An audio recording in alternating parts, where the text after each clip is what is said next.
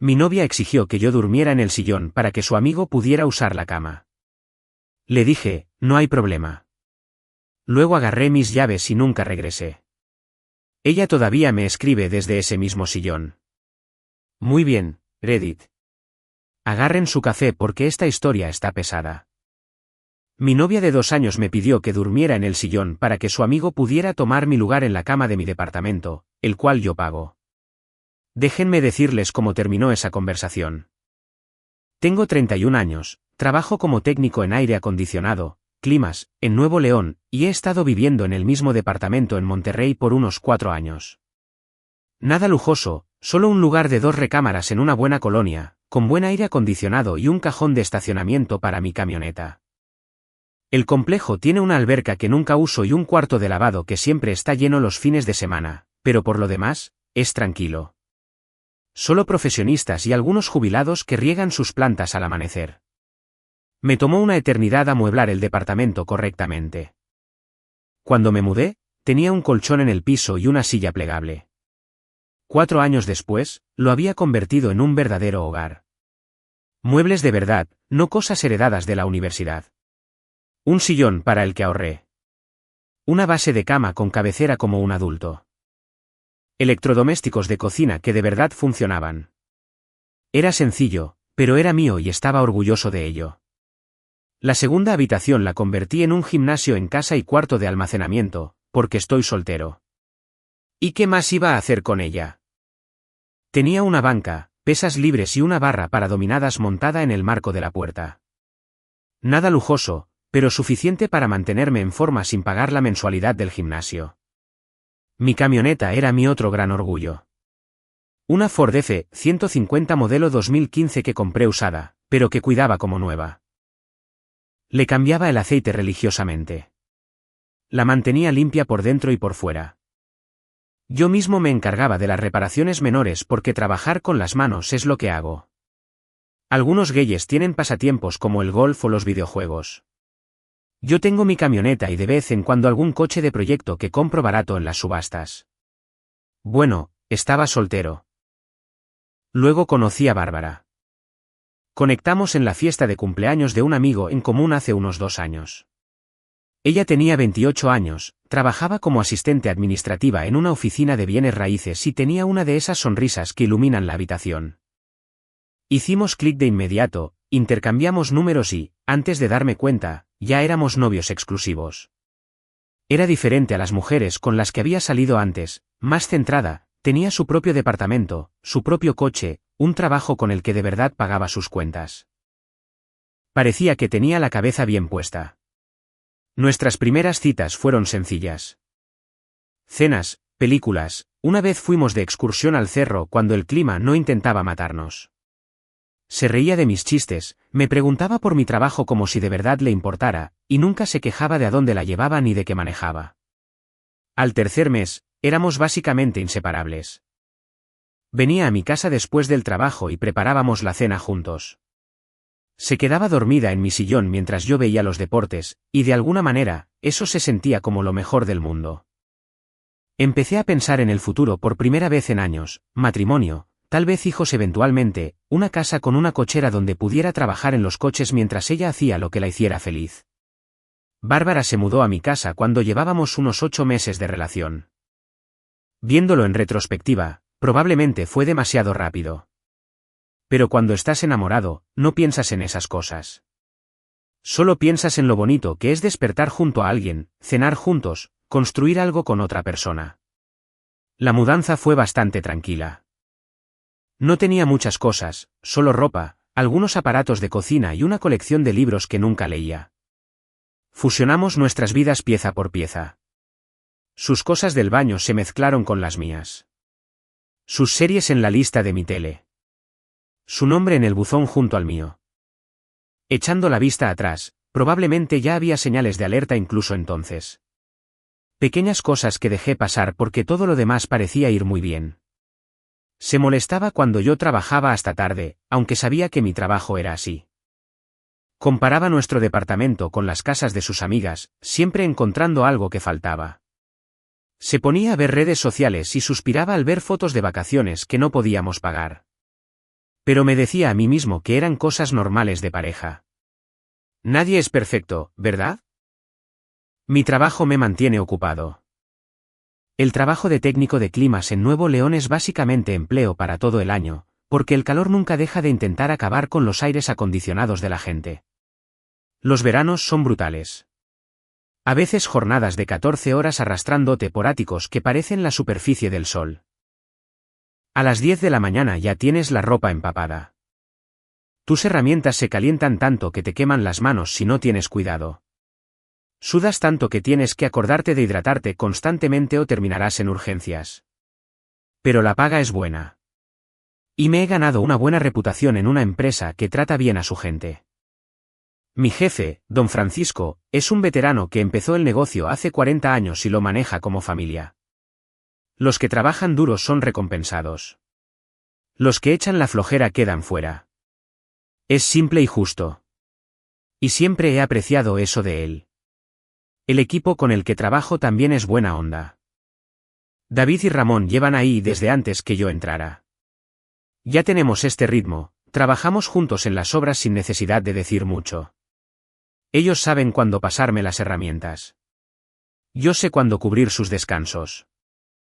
Compramos de comer en el mismo puesto de tacos, nos quejamos de los mismos clientes, compartimos el mismo sentido del humor que solo se desarrolla tras años de sufrimiento compartido. El punto es que trabajo duro. Soy proveedor. El departamento era mío antes de Bárbara, e incluso después de que ella se mudara, nunca le pedí que dividiera la renta a la mitad. Ella pagaba una tercera parte. Yo cubría el resto más los recibos. Me parecía justo ya que yo ganaba más dinero y era mi lugar primero. Todo estaba bien. O al menos eso creía yo. Los problemas empezaron a asomarse hace unos 6 meses, aunque no los reconocí por lo que eran en ese momento. Bárbara tenía un amigo de la universidad llamado Agustín. Habían sido cuates desde el primer año, decía ella. Solo amigos, nada romántico. Intentaron salir una vez y se dieron cuenta de que funcionaban mejor como amigos. La clásica historia, ¿no? No tenía motivos para no creerle. Lo había mencionado ocasionalmente durante el transcurso de nuestra relación. Agustín dijo esto, Agustín hizo aquello. Aparecía en las anécdotas de sus días universitarios, siempre como un personaje secundario, algún güey que era parte de su grupo de amigos, pero nada especial. Agustín se mudó de regreso a Monterrey desde algún lugar del norte. Había estado fuera por años haciendo quién sabe qué, y de repente estaba de vuelta en la ciudad reconectando con viejos amigos. Bárbara estaba emocionada. Dijo que sería genial volver a reunir a su antiguo grupo.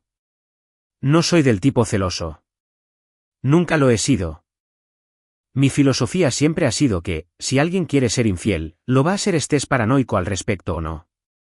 Confía en ellos hasta que te den una razón para no hacerlo. Así que, cuando Bárbara empezó a salir más con Agustín, no hice gran alboroto.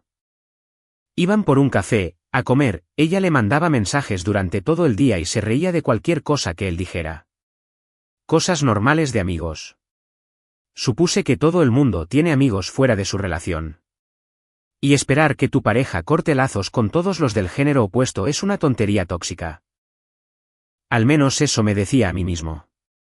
Pero entonces la dinámica empezó a cambiar. Primero, fueron pequeños comentarios. Agustín cree que debería probar ese nuevo restaurante en el centro. Agustín dice que necesito ser más aventurera. Agustín piensa que Monterrey es muy aburrido y que deberíamos viajar más. Órale, pensé. Agustín vaya que tiene muchas opiniones sobre la vida de mi novia. Luego Bárbara empezó a compararnos. No directamente, no con malicia, pero en estas formas sutiles que dolían más de lo que probablemente ella se daba cuenta. Yo llegaba a casa agotado después de un día de 10 horas arreglando climas comerciales, y ella estaba al teléfono con Agustín, riéndose de algún chiste local. Cuando colgaba, me miraba y decía algo como, Agustín ha estado en 12 países. ¿Puedes creerlo? 12. Nosotros ni siquiera habíamos salido de México juntos. Le señalaba que no podía tomarme exactamente 2 semanas libres durante el verano, cuando los climas de todos están fallando. Pero esa explicación nunca parecía satisfacerla. Ella solo suspiraba y veía el Instagram de Agustín, mostrándome fotos de él en varios lugares exóticos. Tailandia, Portugal, Islandia. Como si yo debiera sentirme mal por no tener una vida de vacaciones permanentes. Las críticas se volvieron más afiladas. Mis pasatiempos eran aburridos. Mi camioneta era demasiado vieja. No la llevaba a ningún lugar emocionante. Siempre estaba cansado. Nunca quería hacer nada espontáneo. Cada observación sobre mi vida venía con una comparación implícita con este tipo que aparentemente vivía como si cada día fuera un comercial de Red Bull. Mientras tanto, Agustín era esta fuente de aventura y emoción. Agustín hizo paracaidismo el mes pasado. Agustín está pensando en mudarse a Costa Rica. Agustín no cree en sentar cabeza. Agustín vive el momento. Empecé a temer escuchar ese nombre. Aparecía en cada conversación, cada cena, cada momento de silencio. Agustín. Agustín. Agustín. Como si fuera una especie de figura religiosa a la que yo debía adorar. Unos 2 meses antes del incidente del sillón, Bárbara me soltó una bomba. A Agustín se le acababa el contrato de renta y no tenía dónde quedarse. ¿Podría quedarse con nosotros unas semanas mientras decidía qué hacer? Cada instinto en mi cuerpo gritaba que no. Pero, ¿qué se suponía que debía decir? Si me negaba, quedaría como el novio inseguro que no soportaba que su novia tuviera amigos hombres. Si decía que sí, dejaría entrar a este güey a mi casa. Parecía una trampa. De cualquier manera, tomé una decisión de la que me arrepentiría. Dije que sí, pero con condiciones. Podría quedarse en el cuarto de visitas, el que había convertido en gimnasio. Quitaría algo de mi equipo temporalmente, 2 semanas máximo, y él tendría que aportar algo para el súper y los recibos. Bárbara estaba encantada, me abrazó, me llamó el mejor novio del mundo, dijo que sabía que yo era un buen tipo. Por un momento, sentí que tal vez solo estaba siendo paranoico sobre todo este asunto de Agustín. Tal vez de verdad era solo un viejo amigo que necesitaba una mano. Tal vez había estado imaginando cosas. Ese sentimiento duró como 3 días. Agustín apareció con 2 maletas deportivas y un maletín de laptop. Primera impresión, el tipo era exactamente lo que me esperaba. Alto, en forma, de esa manera natural que sugería que en su vida había hecho trabajo manual, con esta vibra de surfista que desentonaba dolorosamente en la aridez de Monterrey. Tenía un bronceado que parecía mantenido más que ganado, y ropa que caminaba por la línea entre lo casual y lo cuidadosamente seleccionado. El tipo de güey que probablemente pasaba más tiempo arreglándose del que jamás admitiría. Tenía opiniones sobre todo y una manera casual de meterse en cada conversación. En menos de 1 hora de haber llegado, ya había comentado sobre mis muebles, mi sistema de entretenimiento, mi elección de supermercado y mi equipo de ejercicio. Todo bajo la apariencia de estar haciendo conversación. Pero cada comentario tenía esta sutil condescendencia que me hacía apretar la mandíbula. La primera noche, Bárbara hizo la cena y los 3 comimos juntos.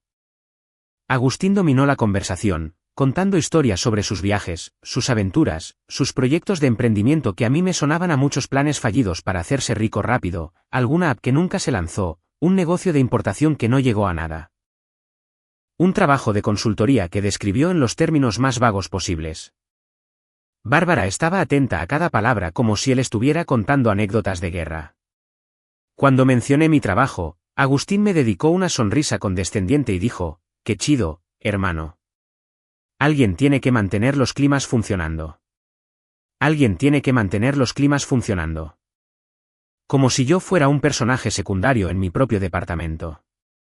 Como si mi trabajo, lo que pagaba el techo bajo el que él estaba viviendo de a gratis, fuera de alguna manera menos valioso que su interminable flujo de empresas fracasadas y publicaciones de viajes en Instagram.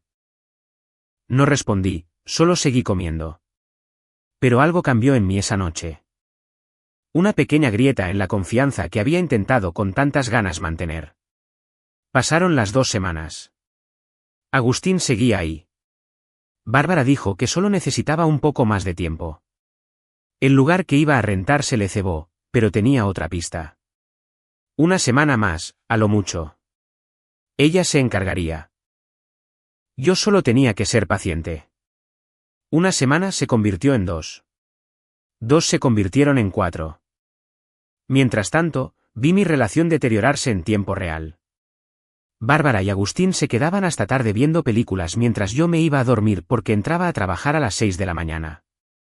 Se reían de algo en la tele o hablaban en susurros que se silenciaban cada vez que yo pasaba por ahí. Llegaba a casa y los encontraba cocinando juntos. Toda esta escena hogareña en la que yo claramente salía sobrando. Ella empezó a hablarme cada vez menos, siempre distraída, siempre en su celular, mandándole mensajes a él, incluso cuando él estaba en el cuarto de al lado. El departamento que antes sentía mío ahora parecía ocupado. Las cosas de Agustín esparciéndose por cada cuarto. Sus artículos de aseo amontonados en la barra de mi baño, su comida ocupando espacio en mi refri, su presencia llenando cada rincón hasta que apenas quedaba espacio para mí. La confronté al respecto una vez, le pregunté si pasaba algo entre ellos. Se puso a la defensiva inmediatamente, me llamó paranoico, dijo que estaba tratando de aislarla de sus amigos, me acusó de ser controlador e inseguro, todas las palabras de moda diseñadas para hacerme sentir como el malo de la historia. De hecho, me volteó la tortilla, diciendo que mis acusaciones eran prueba de mis propias inseguridades y no prueba de nada de lo que ella hubiera hecho.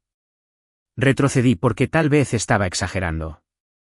Tal vez vivir con alguien nuevo era solo un periodo de adaptación. Tal vez necesitaba darle tiempo. Estúpido, lo sé, pero cuando amas a alguien, das excusas para cosas que no deberías excusar. Te dices a ti mismo que las señales de alerta son solo rarezas. Las advertencias son solo problemas de comunicación. Los presentimientos son solo inseguridad. Fue un jueves por la noche. Lo recuerdo porque los jueves eran mis días de salir temprano, terminaba a las 4 de la tarde, lo que significaba que podía estar en casa a una hora razonable. Entré a mi departamento y encontré a Bárbara y a Agustín en el sillón viendo algún documental de viajes sobre el sudeste asiático. Nada sospechoso a simple vista, pero había una energía entre ellos que me puso la piel de gallina. Estaban sentados demasiado cerca. Ella estaba recargada en él. Ambos me miraron como si hubiera interrumpido algo. Dejé mi mochila de trabajo y me dirigí a la cocina por algo de comer. Bárbara me siguió. Pude notar por su expresión que se venía una plática. El tipo de plática que empieza con un profundo suspiro y un tenemos que hablar. Me la soltó. Agustín había estado teniendo problemas para dormir en el cuarto de visitas. El sofá cama no era lo suficientemente cómodo y la espalda le estaba molestando mucho. Tenía algún tipo de condición, dijo, aunque nunca antes había mencionado eso. El colchón de nuestra recámara era mucho mejor para su espalda. Me quedé mirándola esperando el remate del chiste. Ella quería que yo durmiera en el sillón por un par de noches para que Agustín pudiera usar la cama. Nuestra cama, en mi departamento, donde yo pagaba la mayor parte de la renta. Le pedí que lo repitiera porque seguramente había escuchado mal. No. Misma petición, solo por unas noches hasta que Agustín encontrara su nuevo lugar. Le ayudaría mucho a su espalda y como yo era tan fuerte y flexible por mi trabajo, el sillón no me iba a molestar para nada. Dejé mi tenedor, la miré a los ojos y le pregunté si estaba hablando en serio. Empezó a ponerse a la defensiva de nuevo. Dijo que yo estaba siendo dramático. Dijo que era solo una cama y que por qué estaba tan apegado a las cosas materiales. Dijo que Agustín era un invitado y que los invitados debían estar cómodos. Dijo que un hombre de verdad no se sentiría amenazado por ayudar a un amigo. Un hombre de verdad. Eso fue lo que me dijo en mi propia casa, pidiéndome que le cediera mi cama a otro güey para que ella pudiera ¿qué? ¿Jugar a la anfitriona? Respiré hondo, me dije a mí mismo que debía mantener la calma. Luego hice la pregunta obvia. Si Agustín necesitaba la cama, ¿por qué Bárbara no podía dormir en el sillón? Me miró como si hubiera sugerido una locura. Porque ahí es donde Agustín ha estado durmiendo, dijo. No sería justo hacerlo volver al sillón cuando tenemos una cama en perfectas condiciones. La lógica era tan retorcida que casi me río. Casi. En su lugar, solo asentí y dije, ok, no hay problema. Se iluminó de inmediato, me dio las gracias, dijo que sabía que yo lo entendería, empezó a hablar de cómo era solo temporal y que todo volvería a la normalidad pronto. La dejé hablar, no discutí, no peleé, solo escuché. Luego caminé a la recámara, agarré mis llaves del buró, mi cartera de la cómoda y mi chamarra del closet. Bárbara me siguió, de repente confundida. Le dije que tenía razón. El sillón no era justo para Agustín. Tampoco lo era la recámara de visitas. Así que yo estaba resolviendo el problema. Ella podía quedarse con toda la recámara. Podía darle a Agustín todo lo que necesitara. Me iba. El color desapareció de su rostro. Intentó retractarse. Dijo que no lo decía con esa intención. Dijo que podíamos hablar de esto. Dijo que yo estaba exagerando. Yo ya estaba en la puerta. Me preguntó a dónde iba. Le dije que aún no lo sabía. Pero que cualquier lugar era mejor que un sitio donde me trataran como a un invitado en mi propia casa. Lo último que escuché antes de que se cerrara la puerta fue a ella gritando mi nombre.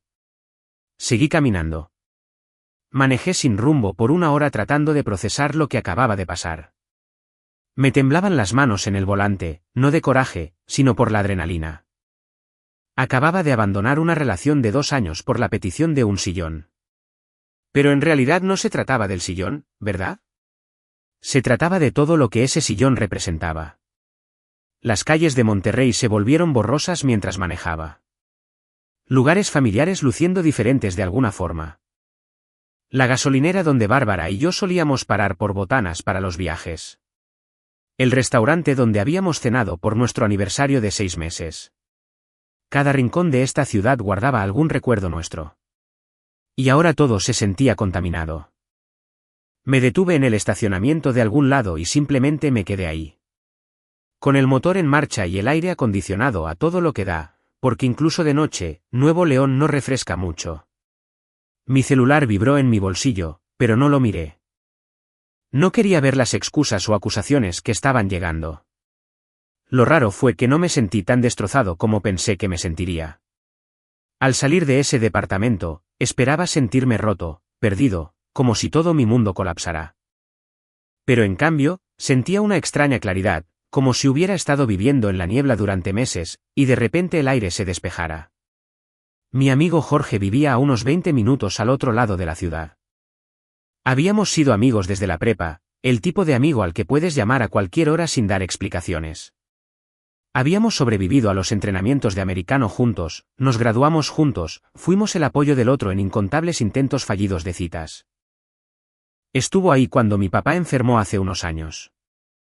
Yo estuve ahí cuando su compromiso matrimonial se vino abajo. Le mandé un mensaje, le pregunté si su cuarto de visitas estaba disponible por unas noches. Respondió en segundos, dijo que la puerta estaba abierta y que había cosas frías en el refri si las necesitaba.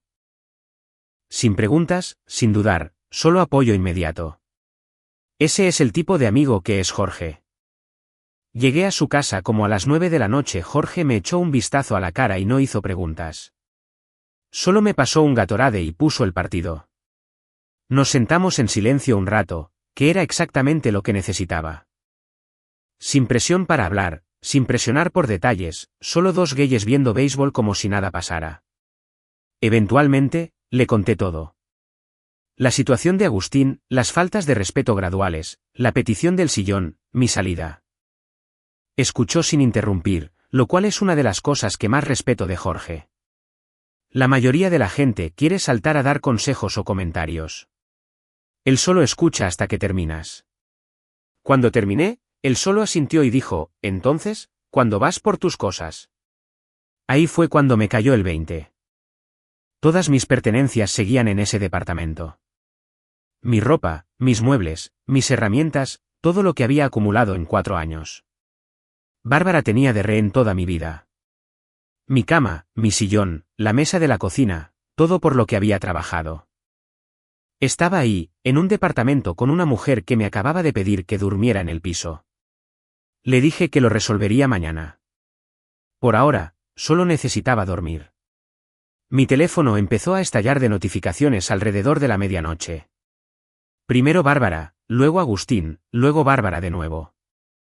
Las notificaciones seguían llegando una tras otra, iluminando mi pantalla como un desesperado espectáculo de fuegos artificiales. Los mensajes de ella eran una clase magistral de manipulación. Primero vino la confusión. ¿A dónde fuiste? ¿Por qué no contestas? Esto es tan inmaduro. Luego vino la negociación. Ok, podemos hablar de dónde vamos a dormir. No me di cuenta de que te molestaba tanto. Solo regresa a casa. Podemos arreglar esto. Luego los chantajes. No puedo creer que me estés haciendo esto. Me estás abandonando. ¿Qué se supone que le diga a Agustín?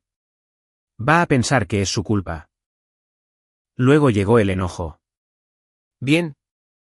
Si quieres portarte como un niño con esto, adelante. No necesito a alguien que no puede manejar una simple petición. Muchos hombres estarían felices de tenerme. Agustín también se metió, lo cual pensé que era muy atrevido considerando que él era el catalizador de todo esto. Mandó un mensaje diciendo que no quería causar problemas entre nosotros y que tal vez yo me estaba tomando las cosas muy a pecho. Muy diplomático para un güey que había estado de gorrón en mi departamento por semanas mientras probablemente se acostaba con mi novia. Silencié a los dos y me fui a dormir. Por primera vez en semanas, dormí profundamente. A la mañana siguiente, llamé al trabajo y le expliqué la situación a don Francisco, Paco. Él mismo había pasado por un divorcio años atrás, así que lo entendió de inmediato. Me dijo que me tomara el día y arreglara mis asuntos. Dijo que los muchachos podían cubrir mis trabajos y que me encargara de lo que tenía que encargarme. Ese es el tipo de jefe que es Paco. Cuando sus muchachos necesitan algo, él cumple. Sin preguntas sobre cuándo regresaría. Sin intentar hacerme sentir culpable por dejarlos con menos gente. Solo apoyo genuino y el tiempo que necesitaba. Jorge tenía una camioneta pick-up y se ofreció a ayudarme a mudar mis cosas. Fuimos a desayunar unos burritos mañaneros cerca de su casa, repasamos el plan de acción, y nos dirigimos al departamento a media mañana cuando sabía que Bárbara estaría en el trabajo. Aún tenía mi llave, y todo ahí adentro era mío de todos modos. Legal y moralmente, tenía todo el derecho a llevarme lo que había pagado. El camino hacia allá se sintió surrealista. Las mismas calles que había recorrido 1000 veces, pero ahora parecían territorio enemigo. Me la pasaba esperando ver el coche de Bárbara, tensándome en cada esquina, pero llegamos al complejo sin incidentes. Subir las escaleras hacia mi antigua puerta se sintió extraño. Hace 3 días, esto era mi hogar. Ahora, era solo un lugar donde solía vivir. Lo que encontré al entrar hizo que me hirviera la sangre. La habitación de visitas, que se suponía era el alojamiento temporal de Agustín, había sido completamente reorganizada. Sus cosas estaban por todos lados. Ropa en mi closet, artículos de aseo en mi baño, su laptop en mi escritorio. El tipo se había mudado por completo. Mi equipo de gimnasio había sido aventado a un rincón, cubierto con una cobija como si diera vergüenza. Sus pósters estaban en la pared. Sus tenis estaban alineados junto a la puerta. Parecía que llevaba viviendo ahí meses, no semanas. Pero eso no fue lo peor. Cuando entré a la recámara principal, lo vi. 2 almohadas de mi lado de la cama, 2 vasos de agua en el buró, un par de tenis de Agustín junto a la puerta. Habían estado durmiendo juntos en mi cama mientras yo pagaba la renta. Mientras yo trabajaba jornadas de 14 horas a casi 40 grados para que ella pudiera tener un bonito departamento donde vivir. Mientras yo inventaba excusas para su comportamiento y le daba el beneficio de la duda, la evidencia estaba en todas partes una vez que empecé a buscar. Su cargador enchufado de mi lado de la cama, su ropa mezclada con la de ella en el bote de la ropa sucia. Pequeños signos de intimidad doméstica que contaban toda la historia sin necesidad de palabras. La petición del sillón no era por su espalda. Era porque querían sacarme de la foto para dejar de andar a escondidas. Seguramente pensaron que yo era demasiado estúpido para darme cuenta, demasiado. Demasiado bueno. Me quedé ahí por un momento, simplemente asimilándolo. Jorge llegó por detrás de mí, vio lo que yo estaba viendo y soltó un chiflido por lo bajo. Por unos 30 segundos, consideré hacer una estupidez, romper cosas, confrontarlos, armar un escándalo. Mis manos estaban apretadas en puños y había un calor subiendo por mi pecho que se sentía peligroso. Pero luego una extraña calma se apoderó de mí. ¿Qué lograría con eso? No cambiaría lo que hicieron. No me devolvería mi tiempo. Solo me haría quedar como inestable y le daría municiones a Bárbara para hacerse la víctima. Les diría a todos que destrocé el departamento, que me volví loco, y comprobaría que yo era el malo desde el principio. Nell no le iba a dar esa satisfacción. Así que, en su lugar, me puse a trabajar. Jorge y yo pasamos 4 horas retirando sistemáticamente de ese departamento cada una de las cosas que me pertenecían. La tele que yo había comprado, el sillón, irónicamente, los electrodomésticos, los muebles de mi recámara, toda mi ropa, mis herramientas, mi equipo de gimnasio, todo lo que era mío. Trabajamos eficientemente, como en una operación militar. Cuarto por cuarto, pieza por pieza, carga tras carga hacia la camioneta, luego a la bodega que había rentado esa misma mañana. A media tarde, el departamento estaba despojado de todo lo que yo había aportado en 4 años. Cuando terminamos, el lugar se veía vacío. Bárbara llegaría a casa a encontrar paredes pelonas, una sala vacía y ninguna cama donde dormir. Espero que la espalda de Agustín disfrute del piso. Espero que sus 12 países lo hayan preparado para las carencias. Dejé mi llave en la barra de la cocina con una nota que decía, buena suerte con la renta. Se paga el día primero. Breve, profesional, frío, exactamente lo que ella merecía. Bárbara llegó a casa esa tarde y descubrió lo que había hecho.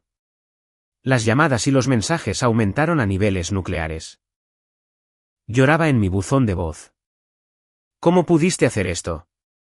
Te llevaste todo. Ni siquiera puedo dormir esta noche porque no hay cama. Esto es cruel, incluso para ti. ¿Incluso para mí? Como si yo fuera el villano de esta historia. Agustín también llamó. Ahora su tono era diferente, menos condescendiente, más asustado. Decía algo sobre cómo él y Bárbara eran solo amigos y que yo estaba malinterpretando la situación. Dijo que lo de la recámara era inocente, que solo necesitaba un mejor soporte para la espalda. Seguro los 2 vasos de agua en el buró también eran para el soporte de la espalda. Jorge revisaba mi celular mientras yo acomodaba todo en la bodega. Leía los mensajes en voz alta y los dos meneábamos la cabeza ante lo patéticos que sonaban. Al tercer día, el tono de Bárbara cambió de nuevo. Ahora intentaba un enfoque distinto. Admitió que tal vez se había acercado demasiado a Agustín. Dijo que fue emocional, pero nunca físico. Dijo que se había sentido descuidada porque yo trabajaba mucho y Agustín simplemente estaba ahí y una cosa llevó a la otra. Clásica manera de echar la culpa a otro. Trabajo demasiado para mantener el departamento donde ella vivía. Así que, naturalmente, tenía que buscar apoyo emocional en los brazos de otro hombre. Tenía todo el sentido del mundo. Seguí sin responder a nada de eso. Una semana después, recibí un mensaje de su mamá. A la señora siempre le caí bien. Decía que yo era una buena influencia para su hija. Su mensaje era de disculpa, diciendo que había escuchado lo que pasó y no podía creer que Bárbara hiciera algo así. Dijo que la había criado mejor que eso. Agradecí el detalle, pero mantuve mi respuesta corta. Le agradecí por comunicarse. Dije que le deseaba lo mejor a su familia. Eso era más de lo que Bárbara merecía. Encontré un departamento nuevo en 2 semanas. En la misma zona general, en otro complejo, más chico que el anterior, pero más limpio, más nuevo, y lo más importante, solo mío. Jorge me ayudó a mudar todo desde la bodega un sábado. Compramos burritos mañaneros, rentamos un diablito de carga y terminamos todo en 6 horas. Al anochecer, mi nuevo lugar parecía un hogar. El equipo de gimnasio instalado en el cuarto de visitas, el sillón de cara a la tele en el ángulo perfecto. Mis herramientas organizadas en el closet exactamente como me gustan. Paco me llamó el lunes en la mañana con buenas noticias. Uno de los técnicos veteranos se iba a jubilar y quería que yo me hiciera cargo de su ruta. Territorio más grande, mejores clientes, un aumento de sueldo significativo. Dije que sí antes de que terminara de explicar los detalles. Las siguientes semanas se pasaron volando. Nuevo departamento, nuevas responsabilidades en el trabajo, nueva rutina que era enteramente mía. Volví a ir al gimnasio, preparaba mis comidas los domingos, tomaba turnos extras cuando estaban disponibles. Alrededor de un mes después de que me mudé, me topé con una compañera de trabajo de Bárbara en el súper. Una mujer llamada Laura, a la que había conocido en un par de fiestas de la oficina. Me ubicó en la sección de frutas y verduras y se vino directo a mí. Me contó todo. Resulta que Agustín no estaba muy dispuesto a pagar renta. Cuando llegó el día 1 de mes, después de que me fui, Bárbara le pidió que cubriera la mitad. Él se rió y dijo que no tenía. Dijo que estaba entre oportunidades. Le dijo que le pidiera ayuda a sus papás. El dueño mandó un aviso de advertencia a las 2 semanas. Luego un aviso final. Luego empezó el trámite de desalojo. Bárbara tuvo que romper su contrato antes de tiempo. Le costó $40,800 de penalización, más el depósito que nunca volvería a ver. Se regresó a vivir con sus papás a San Pedro Garza García, amontonando sus cosas en su recámara de la infancia a los 28 años. ¿Y Agustín? Él desapareció a los 3 días del aviso de desalojo. Empacó sus 2 maletas deportivas y su laptop.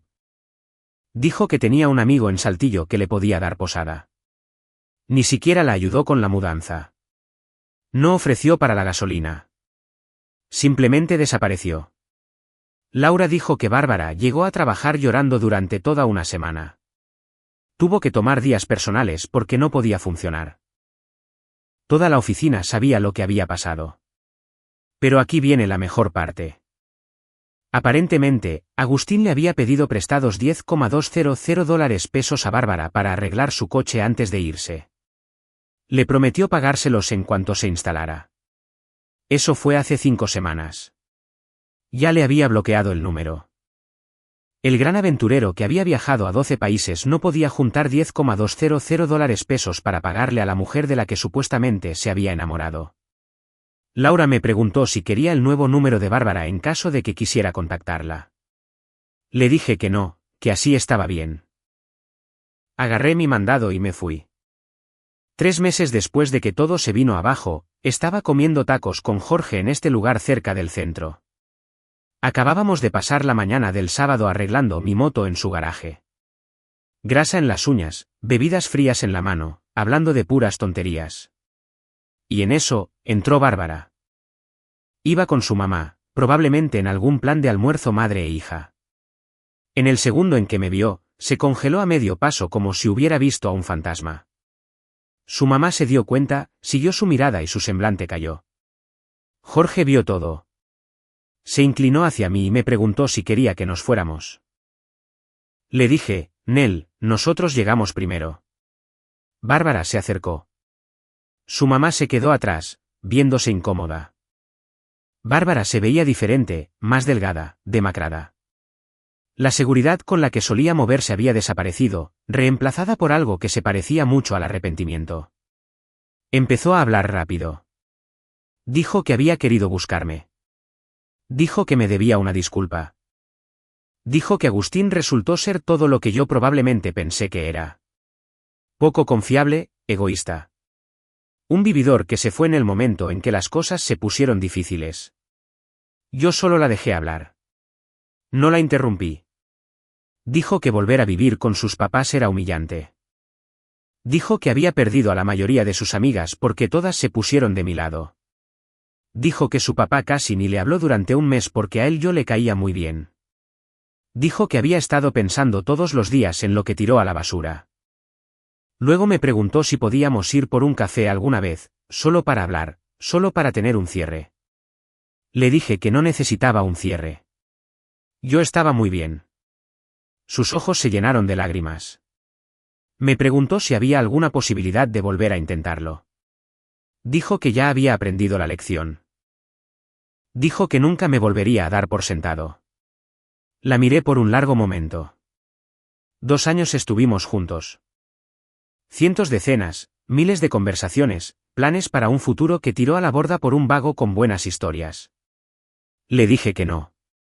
Le dije que le deseaba lo mejor, pero que habíamos terminado. Luego me volteé de regreso a mis tacos.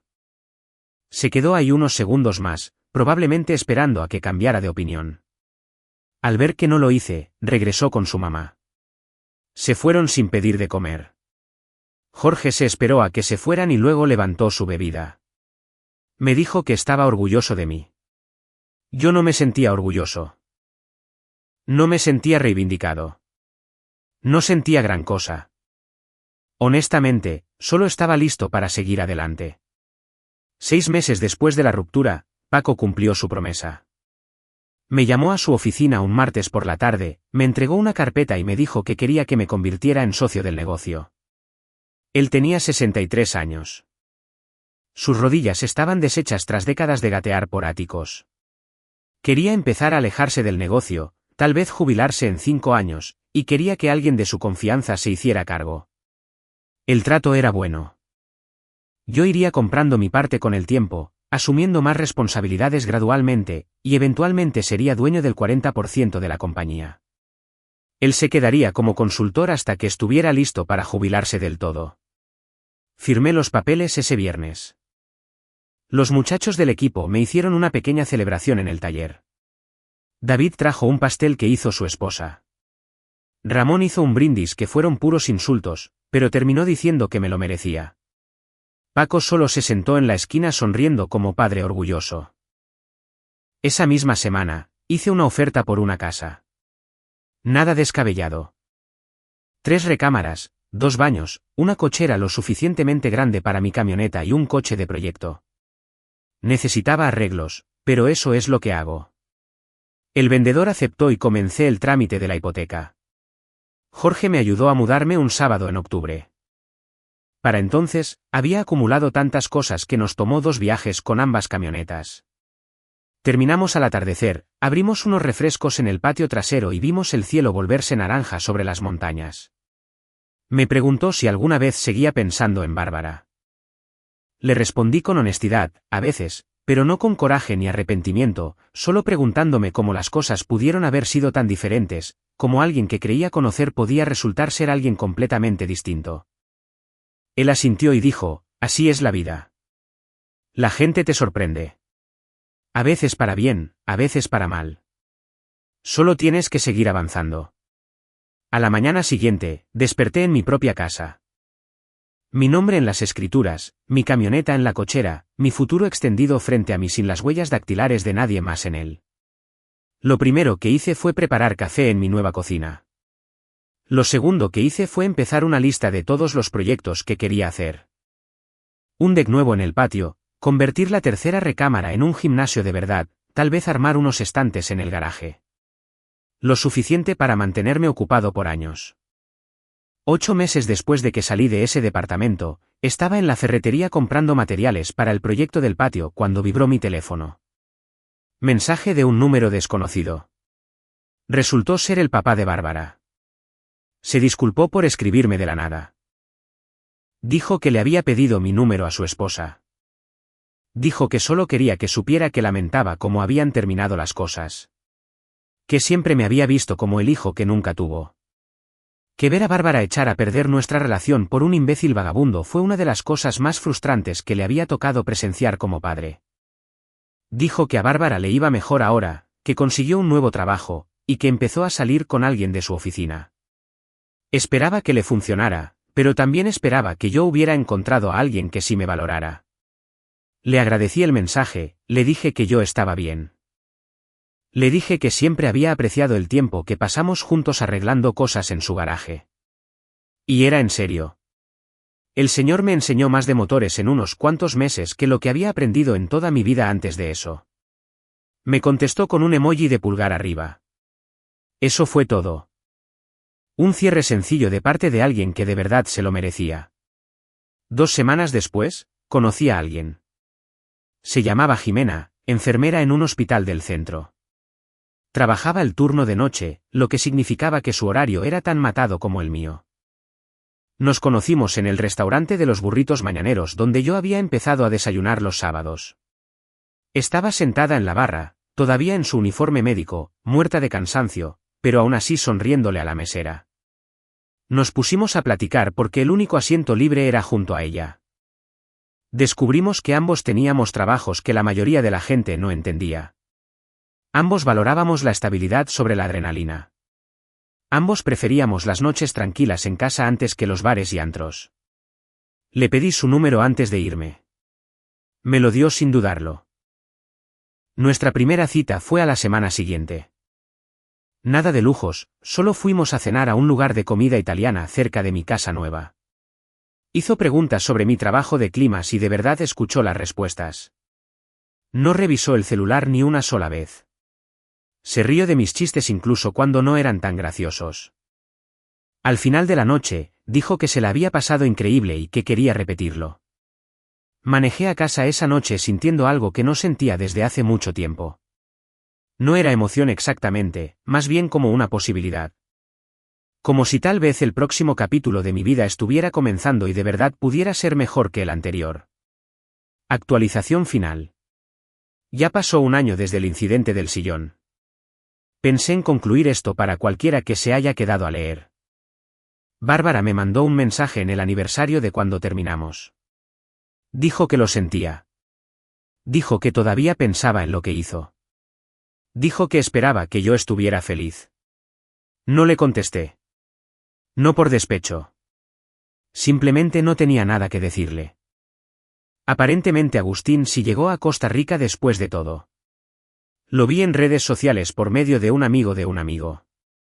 Está dando clases de surf o algo así. Viviendo esa vida espontánea de la que siempre hablaba.